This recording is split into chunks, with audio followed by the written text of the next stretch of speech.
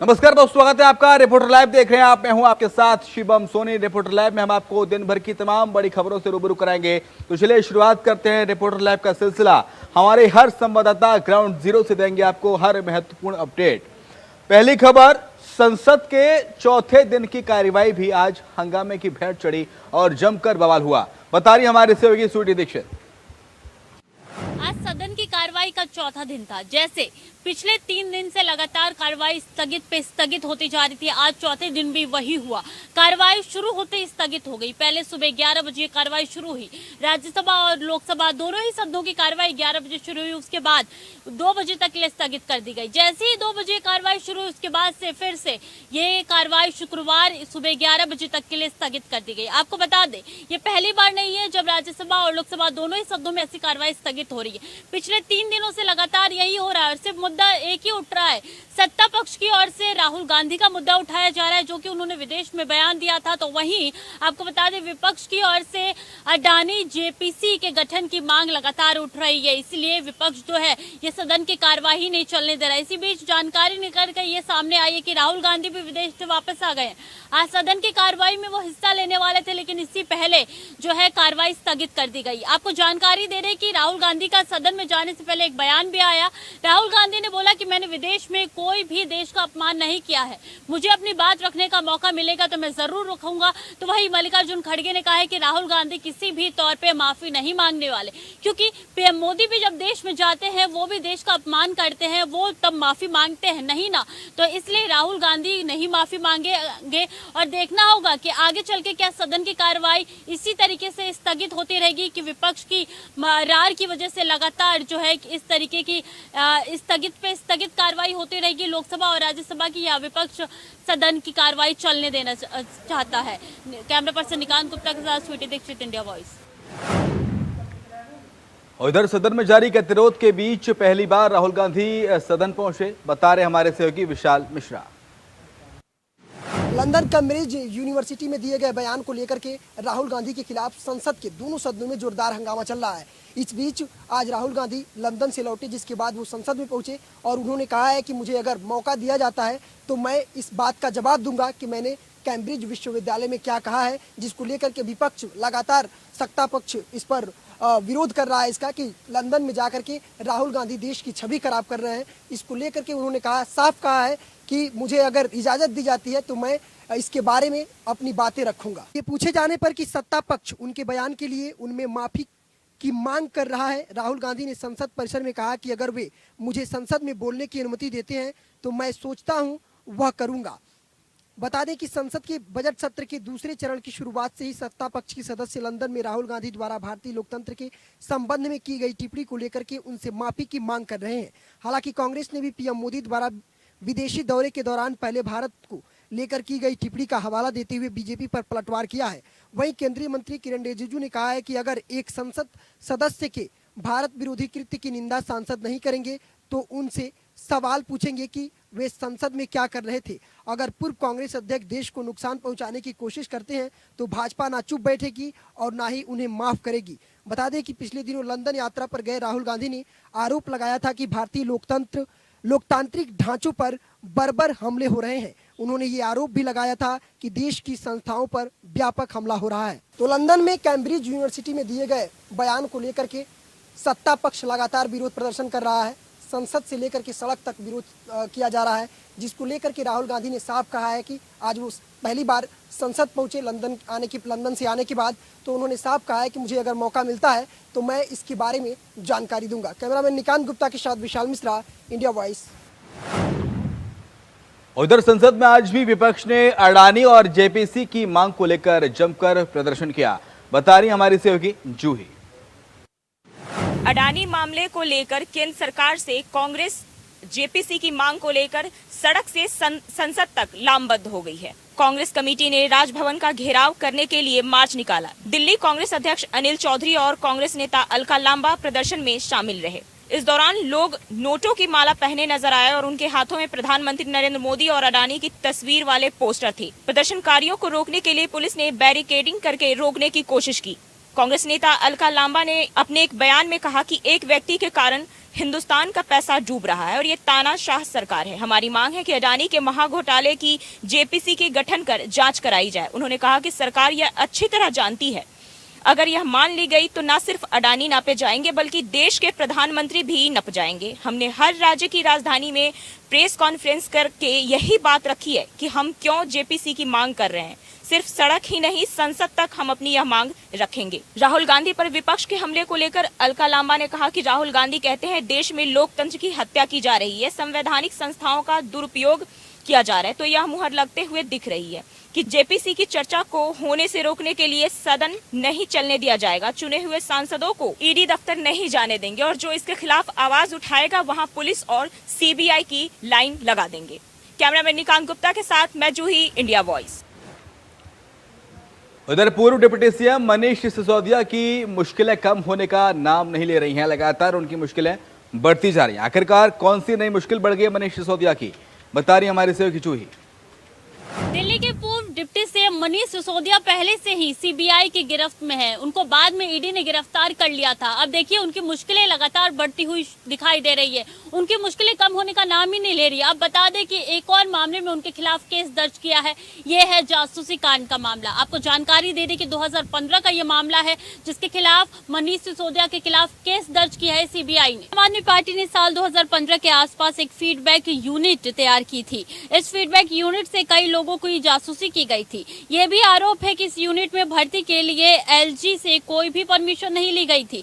बताया जा रहा है कि सीबीआई ने अपनी इस एफआईआर में मनीष सिसोदिया को आरोपी नंबर 1 बनाया है। 14 मार्च को सीबीआई ने केस दर्ज किया था। सिसोदिया पर आपराधिक साजिश रचने, संपत्ति को बेनाम से दुरुपयोग करने, धोखाधड़ी और भ्रष्टाचार करने के आरोप लगे हैं। जांच एजेंसी ने इस मामले में 5 अन्य लोगों का नाम भी जिक्र किया है और उनके खिलाफ केस दर्ज किया है।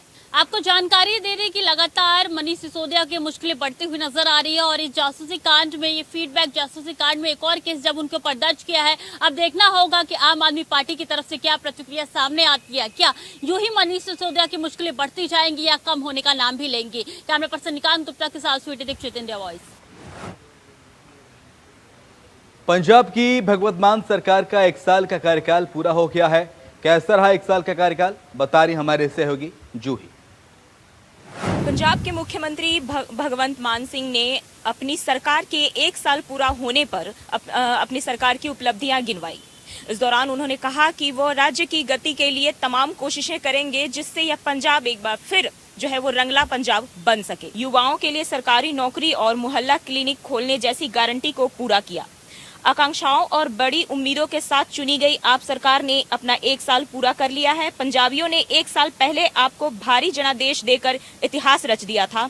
उन्होंने कहा कि राज्य में 87% घरों को शून्य बिजली बिल प्राप्त हुआ है। मान ने कहा कि शिक्षा विभाग में 14,000 और अन्य विभागों में 14,000 अस्थायी कर्मचारियों की सेवाओं को नियमित करने का फैसला किया गया है। कानूनी बाधाओं को दूर कर आउटसोर्स कर्मचारियों की सेवाएं भी नियमित की जाएंगी। वहीं गन्ने पर 392 करोड़ रुपए के बकाये का भी भुगतान किया। उन्होंने इसे अपनी सरकार की एक अहम उपलब्धि करार दिया। उन्होंने कहा कि पंजाब सरकार छात्रों के लिए उचित स्कूल की व्यवस्था करेगी। सीएम ने पिछली सरकार पर इन सब मामलों में कुछ नहीं करने का आरोप लगाया। साथ ही उन्होंने कहा कि गुरु ग्रंथ साहिब के बेअदबी से जुड़े मामलों पर उनकी पार्टी ने न्याय दिलाने का वादा किया था। कैमरामैन निकांत गुप्ता के साथ मैं जूही, इंडिया वॉइस। भराड़ीसैंण विधानसभा में पिछले 3 दिनों से चलते रहे हंगामे को लेकर विशेषाधिकार हनन के मामले में विधानसभा अध्यक्ष ने बड़ा फैसला लिया है। बता रहे हैं हमारे सहयोगी अभय केंतुरा। धामी सरकार के एक भराड़ीसैंण में चल रहे बजट सत्र के दौरान एक बार फिर आश्चर्यजनक फैसले देखने को मिले। सरकार की तरफ से 2 दिन तक जो विपक्ष की तरफ से हंगामा किया जा रहा था, उन फैसलों पर आज चर्चा कराई गई। विपक्षी विधायक आदेश चौहान के द्वारा जो विशेषाधिकार हनन का जो मामला उठाया गया था, उस पर पीठ की तरफ से संज्ञान लिया गया। पारदर्शी जांच की बात कही गई और साफ तौर पर कहा गया कि इस मामले पर अगर सदन को किसी ने गुमराह किया है, किसी अधिकारी की रिपोर्ट गलत है, तो उसके खिलाफ सख्त कार्रवाई यहां पर की जाएगी। ये समझा जा सकता था कि पिछले 3 दिनों से विपक्ष लगातार इस मामले को उठाने का काम कर रहा था, सदन के भीतर नारेबाजी कर रहा था, लेकिन आज पीठ की तरफ से उनको जांच का आश्वासन दिया गया। तो ऐसे में समझा जा सकता है कि जो दोषी अधिकारी होंगे जिन्होंने सदन को गुमराह किया, उनके खिलाफ बड़ी कार्रवाई की जाएगी। कैमरामैन हसनैन साथ अभय कैंतुरा, इंडिया वॉइस, भराड़ीसैंण। गैरसैंण स्थित भराड़ीसैंण विधानसभा भवन में राजधानी सरकार का जो बजट सत्र चल रहा था, उसकी संभावनाएं आज देर शाम तक खत्म होने की है। सरकार की तरफ से जो 77,407 करोड़ का बजट सदन के पटल पर रखा गया, उसको देर रात तक आज विधानसभा में विधायक सदस्यों द्वारा ध्वनि मत से पास करा लिया जाएगा। उम्मीद यही कि विभागवार बजट के बाद विनियोग विधेयक को भी ध्वनि मत से सदन के भीतर पास करा लिया जाएगा। देर शाम तक इस सदन की कार्रवाई चलने की उम्मीद है और उसके बाद अनिश्चितकालीन के लिए सत्र स्थगित हो जाएगा, क्योंकि आगामी दिनों के लिए ना तो कार्य समिति की बैठक में बिजनेस तय किया गया और न ही सदन को चलने की कोई रूपरेखा दिखाई दे रही है। ऐसे में समझा जा सकता है कि धामी सरकार का बजट सत्र काफी ऐतिहासिक रहा है और राज्य के विकास के लिए मील का पत्थर साबित होगा। कैमरामैन हसनैन साथ अभय कैंतुरा, इंडिया वॉइस, भराड़ीसैंण। उधर यूपी के जौनपुर में पुलिस और गैंगस्टर्स के बीच मुठभेड़ हो गई। खबर पर ज्यादा अपडेट्स दे रहे हैं हमारे सहयोगी विवेक कुमार। जौनपुर में पुलिस और बदमाशों के बीच हुई मुठभेड़ के दौरान पुलिस ने एक बदमाश को किया ढेर। बताया जाता है कि जौनपुर के बक्सा थाना क्षेत्र के इलाके में बीती रात मध्य प्रदेश की पुलिस और जौनपुर की पुलिस जो है संयुक्त टीम के द्वारा जो है एक बदमाश को ढेर किया है और घटना में जो है पुलिस ने बदमाश के पास से तमंचा व जिंदा कारतूस को भी बरामद किया है। पुलिस के जांच में पता चला कि 15 दिन पहले मध्य प्रदेश के 17 में जो खूंखार अपराधी था वो हत्या डकैती के मामले में लिप्त था। 15 लाख का इनामिया अपराधी जो बदमाश बताया जा रहा है, वहीं पुलिस मुठभेड़ में जो है 15 लाख का इनामिया बदमाश ढेर हुआ है। वहीं पुलिस पूरे मामले की जांच पड़ताल कर रही है। पुलिस की जांच में यही पता चला है कि यूपी के तमाम जिले में जो है बदमाश जो है और नामचीन अपराधी था। हालांकि पुलिस जो है बदमाश की शव को पोस्टमार्टम भेज मामले की जांच पड़ताल में जुट गई है। जौनपुर से विवेक कुमार, इंडिया वॉइस। इधर हापुड़ में युवती की हत्या कर शव को जलाने का मामला सामने आया, बता रहे हमारे सहयोगी शक्ति ठाकुर। 2 तारीख में हुई युवती की हत्या के मामले में हाफिजपुर पुलिस को लगी है बड़ी सफलता हाथ। आपको बता दें, युवती की हत्या के मामले में हाफिजपुर पुलिस ने वांछित चल रहे 2 आरोपियों को गिरफ्तार कर लिया है।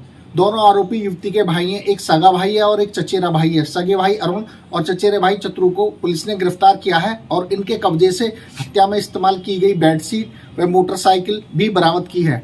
आपको बता दें, 2 मार्च को हाफिजपुर थाना क्षेत्र के रामपुर गांव में एक युवती की प्रेम प्रसंग के चलते उसके परिजनों ने हत्या कर दी थी और हत्या करने के बाद युवती के शव को अंतिम संस्कार कर जला दिया था। वहीं पुलिस को जब गांव के द्वारा सूचना मिली कि युवती की हत्या कर शव को जला दिया गया है, तो पुलिस ने इसमें पड़ताल करते हुए 3 आरोपियों को पहले ही गिरफ्तार करके जेल भेज दिया था, जिसमें युवती की एक बहन भी शामिल थी। फिलहाल आरोपी जो थे उनमें से 2 आरोपी फरार चल रहे थे। इन 2 आरोपियों को पुलिस ने आज गिरफ्तार किया है और जेल भेजा है। फिलहाल पुलिस ने सभी आरोपियों को गिरफ्तार कर लिया है और पूरी घटना का अनावरण कर दिया है। कैमरामैन संजय कश्यप के साथ इंडिया वॉइस के लिए हापुड़ से शक्ति ठाकुर। उधर यूपी के अमरोहा में घर में घुसकर दुष्कर्म की घटना का मामला सामने आया, बता रहे हमारे सहयोगी मोहम्मद इमरान। अमरोहा में घर में घुसकर महिला के साथ दुष्कर्म का प्रयास किया गया, जहां पर विरोध करने पर महिला के पति को चाकुओं से हमला करके लहूलुहान कर दिया, जिसकी हालत गंभीर बनी हुई है, जिसको अस्पताल में भर्ती कराया है। पूरा मामला अमरोहा जनपद के अमरोहा नगर कोतवाली क्षेत्र के एक मोहल्ले का है, जहां पर रहने वाली एक महिला का आरोप है कि उनके पास में ही रहने वाला एक युवक शहजाद नाम का उस पर पहले से ही गंदी नियत रखता था, जिसके बाद उसने नशे में धुत होकर उसके घर में घुसकर उसके साथ दुष्कर्म की घटना को अंजाम देने की कोशिश की, लेकिन नाकाम रहा। उसके पति ने उसका विरोध किया तो उसने चाकू से उसके पति पर जानलेवा हमला कर दिया। लगभग कई जगह उसके चाकू से हमला करके उसे लहूलुहान कर दिया, जिसकी हालत गंभीर बनी हुई है, जिसको नजदीकी सीएचसी में भर्ती कराया, जहां पर उसका इलाज जारी है। वहीं नजदीकी सीएचसी के डॉक्टरों ने बताते हुए कहा कि इसमें प्राथमिक उपचार के बाद घायल को जिला अस्पताल रेफर कर दिया है, जहां पर उसका इलाज जारी है। वहीं पीड़ित महिला ने वीडियो जारी करके दोषी को फांसी की सजा और सख्त कार्रवाई करने की मांग की है। फिलहाल पुलिस ने अभी तक इसमें जांच के बाद विधिक कार्रवाई करने का आश्वासन दिया है। अमरोहा से इंडिया वॉइस के लिए मोहम्मद इमरान की रिपोर्ट। उधर देवरिया के सरकारी अस्पतालों में अव्यवस्थाओं का अंबार देखने को मिला, बता रहे हमारे सहयोगी घनश्याम। प्रदेश में जहां मरीजों की दवा नहीं है, वहीं देवरिया में गौरी बाजार के पास स्टेट हाईवे के किनारे सरकारी दवाएं फेंकी गई हैं कूड़े की ढेर पे। वहीं दवाएं कुछ उपयोगी हैं, उन एक्सपायरी हैं। आपको बता दें कि पूरा मामला गौरी बाजार का है, जहां पे वहां के स्थानीय लोगों ने इसकी जानकारी स्वास्थ्य विभाग के उच्च अधिकारियों की दी और उनके हाथ पांव फूलना शुरू हुए और तत्काल इसकी टीम गठित बना के मौके पर भेजा गया। जब हमारी बात इस पर मुख्य शिक्षा अधिकारी से हुई तो उन्होंने कहा कि कुछ दवाएं उपयोगी हैं, अब बाकी जो शेष दवाएं हैं वो एक्सपायरी हैं। तो क्या सवाल है कि जो एक्सपायरी है खुलेआम बेचा जाएगा? अगर जो उपयोगी हैं उनको क्यों फेंका गया, इसके जिम्मेदार कौन हैं? उनका कहना है कि इसकी जांच की जा रही है, जो भी दोषी होंगे उनके खिलाफ कड़ी से कड़ी कार्रवाई की जाएगी। घनश्याम में इंडिया वॉइस देवरिया। उधर बिजनौर के उच्च प्राथमिक स्कूल में बच्चों से काम कराए जाने का वीडियो वायरल हो रहा है, बता रहे हमारे सहयोगी जहीर अहमद। बिजनौर में आज एक वीडियो सामने आया है जिसमें कुछ स्कूली बच्चे स्कूल के अंदर निर्माण के लिए आई ईंटों को उठा करके एक जगह से दूसरी जगह ले जा रहे हैं। बच्चे वीडियो के अंदर साफ तौर पर दिखाई दे रहे हैं कि जैसे एक मजदूर सदा हुआ काम करता है, उसी तरीके से बच्चे एक खाली कट्टे को नीचे बिठाते हैं और उसके ऊपर कुछ ईंटों को रखते हैं। 3 या 4 बच्चे उस कट्टे को उठा करके दूसरी जगह ले जा रहे हैं। साथ ही कुछ बच्चे अलग अलग 2-2, 3-3 ईंट उठा करके निर्माण की जगह ले जा रहे हैं। वीडियो सामने आने के बाद मीडिया के लोगों ने बीएसए से बात की तो बीएसए पहले तो इस पूरे मामले को टालते रहे, बाद में आला अधिकारियों के हस्तक्षेप के बाद उन्होंने बताया कि वीडियो की जांच कर कार्रवाई की जाएगी। बताया जा रहा है कि वीडियो किरतपुर थाना क्षेत्र के एक स्कूल का है जो मिर्जापुर गांव का बताया जा रहा है। उसके अंदर जो है निर्माण कार्य चल रहा था और बच्चे उस ईंटों को उठा करके एक जगह से दूसरी जगह उठा करके रख रहे थे। साथ ही सरकार करोड़ों अरबों रुपए बच्चों की शिक्षा के लिए खर्च कर रही है, लेकिन कुछ अधिकारी और कुछ टीचर जो है इस पूरे मामले में पलीता लगाते हुए नजर आ रहे हैं। अब देखने वाली बात यह होगी कि बीएसए विभाग जो शिक्षा विभाग है क्या इसमें कार्रवाई करता है। बिजनौर से जहीर अहमद, इंडिया वॉइस। आस्था या अंधविश्वास, इस खबर के बारे में जिसने भी सुना भाग खड़ा हुआ। आखिर क्या है पूरा मामला, बता रहे हैं अलीगढ़ से हमारे सहयोगी प्रदीप पुंडीर। इसे आस्था कहें या अंधविश्वास, अलीगढ़ के एक गांव में एक अजीब सी घटना सामने आई है। पूरा मामला थाना गवाना क्षेत्र के हसनपुर गांव का है, जहां पर एक प्राचीन शिव और शनिदेव का मंदिर है। यहाँ पर एक पट्टिका लगी है मंदिर के अंदर, जहां पर उस पट्टिका में भगवान शिव की मूर्ति लोगों को दिखाई पड़ रही है। जब इसकी सूचना आम जनता को पड़ी, स्थानीय निवासियों को पड़ी, तो भारी संख्या में लोग मंदिर पहुंचने लगे और अपनी आंखों से सामने ये घटना दिखाई देने लगी। हम आपको बता दें कि जो विजुअल हम आपको दिखा रहे हैं इसमें भी आप साफ तौर पर देख सकते हैं कि भगवान शिव की मूर्ति साक्षात दिखाई पड़ रही है। वहीं इस घटना के बाद लोगों में ऐसा हुजूम उमड़ा कि मंदिर प्रशासन को और वहां के पुजारियों को व्यवस्था संभालने में काफी दिक्कत मशक्कत करनी पड़ी, जिसकी सूचना बाद में पुलिस को दी गई और प्रशासनिक अधिकारी मौके पर पहुंचे, जहां पर लोगों की व्यवस्था की जा रही है। बहरहाल सच क्या है ये मामला जो है बाद में पता पड़ेगा, लेकिन इस समय ये भगवान का करिश्मा कहें या लोगों का आस्था कहें या विश्वास कहें कि इस तरह की जो मूर्ति है भगवान शिव की वो साक्षात मंदिर के अंदर दिखाई पड़ रही है।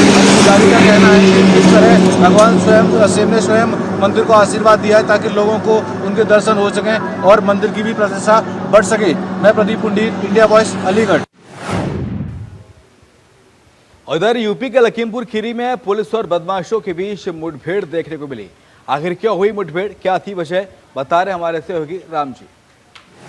लखीमपुर की गोला पुलिस, स्थानीय क्राइम ब्रांच पुलिस को बड़ी कामयाबी हाथ लगी है। मोस्ट वांटेड नाम के जो अपराधी, जीतू नाम का अपराधी था जिसको 5 गंभीर मुकदमे दर्ज थे, वहाँ जो आमने सामने फायरिंग हुई है पुलिस और जीतू में जो फायरिंग हुई है उसमें पुलिस की तरफ से जो जवाबी फायरिंग दी गई उसमें जीतू के पैर में गोली लगी है। जीतू गंभीर रूप से घायल है, जिसका जिला अस्पताल में इलाज चल रहा है। आपको बताते चलें, गोला अलीगढ़ नहर के पास बीती रात एक पुलिस और क्राइम ब्रांच और जीतू में एक मुठभेड़ हुई है। जीतू ने भी पुलिस पे फायरिंग की थी। फायरिंग के दौरान जो पुलिस और क्राइम ब्रांच की तरफ से जवाबी फायरिंग की गई, उस जवाबी फायरिंग में जीतू के पैर में गोली लगी है, गंभीर हालत में उसका इलाज किया जा रहा है। स्थानीय जो पुलिस अधीक्षक गणेश प्रसाद साहा है, उन्होंने बताया है कि जीतू के ऊपर गंभीर अपराध, गैंगस्टर, लूट, हत्या जैसे बलात्कार जैसे गंभीर मामले दर्ज हैं, जिसको जो स्थानीय पुलिस, क्राइम ब्रांच पुलिस है, उसको काफ़ी दिनों से तलाश कर रही थी। सर्विलांस BTS के माध्यम सर्विलांस से तलाश की जा रही थी। वहीं जीतू का लोकेशन कल जो अलीगढ़ नहर के पास मिलता है, पुलिस ने जब जीतू को रोकने की कोशिश की, जीतू की तरफ से फायरिंग की गई। फायरिंग में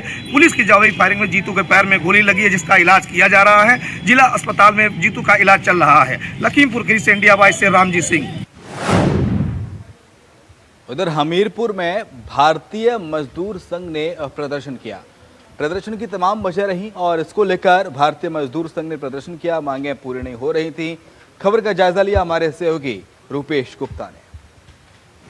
आज हमीरपुर मजदूर संघ के कर्मचारी पहुंचे और वहां जिला अधिकारी को ज्ञापन सौंपते हैं और धरना प्रदर्शन करते हैं। धरना प्रदर्शन के दौरान जो ज्ञापन सौंपते हैं, सौंपने के बाद उनकी मांगे जो 3 मांगे ये हैं कि मेरा वेतन बढ़ाया जाए। सरकार से यही वो लोग अपेक्षा रखते हैं। अगर हम लोगों का वेतन नहीं बढ़ता है तो हम लोग 22 तारीख को लखनऊ राजधानी पर धरना प्रदर्शन करेंगे।